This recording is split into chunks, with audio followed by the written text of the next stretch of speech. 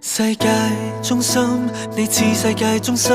有呼喊過自終說我幸運，掛到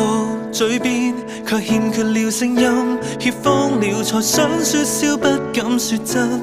而其實談論越識都不過是代名詞，只怕多講一句會趕走了你，你轉身遠離，才把我洶湧個耳都收起。無路可逃，你聽到警號，未曾細數流露出的心意都給察覺到，離別時刻都留低句號，其實月色這麼美，哪可摘到？